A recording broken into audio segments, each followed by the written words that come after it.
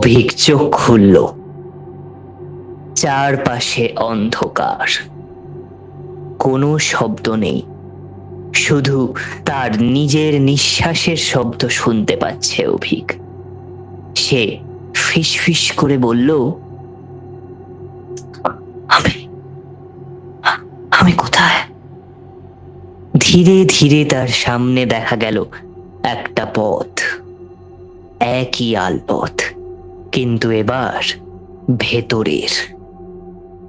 গাছগুলো নড়ছে না, কিন্তু যেন তাকিয়ে আছে তারই দিকে। অভিক হাঁটতে শুরু করলো।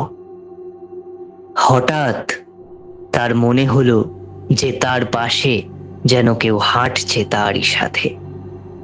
সে তাকালো, কেউ নেই, কিন্তু পায়ের শব্দ দুজনের।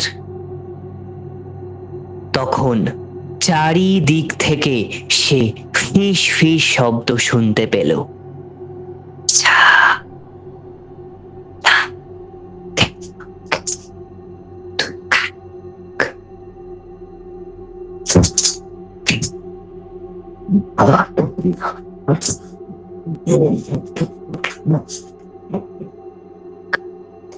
অভিক তার কান চেপে ধরল, কিন্তু শব্দগুলো মাথার ভেতরে ঢুকে যাচ্ছে। সামনে আবারও সেই কুপির আলো ধীরে ধীরে স্পষ্ট হলো। সেই একই লোক, কিন্তু এবার তার মুখের সাথে সাথে তার চোখও অদৃশ্য। সে বলল, তুই ভেবেছিস তুই ওকে বাঁচিয়েছিস? লোকটা এগিয়ে এলো অভিকের দিকে। পথ শুধু নেয় না রে, সে রাখেও। তুই তো এখন তারই অংশ। হঠাৎ চারপাশে দেখা গেল অনেকগুলো ছায়া। মানুষ যারা কখনো ফেরেনি, তাদের মুখ চোখও দেখা যাচ্ছে না। সবাই তাকিয়ে আছে অভিকের দিকে। লোকটা বলল,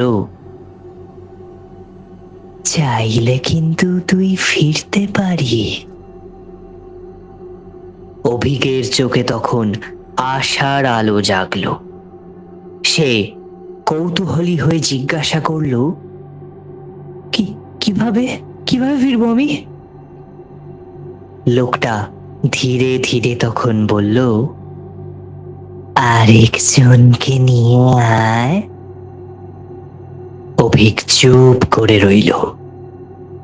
তার চোখ ধীরে ধীরে অন্ধকার হয়ে আসছে।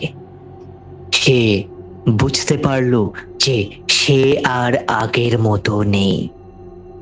তার হাতে একটা কুপি জ্বলে উঠল।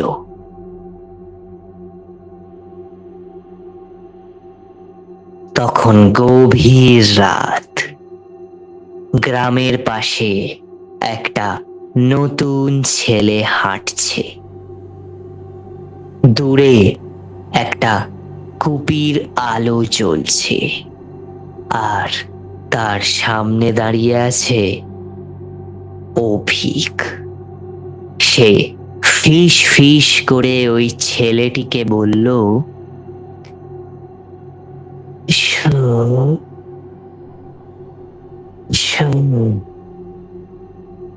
আলপথে স্বাগত তোমাকে। এই আলপথ কখনোই খালি থাকে না।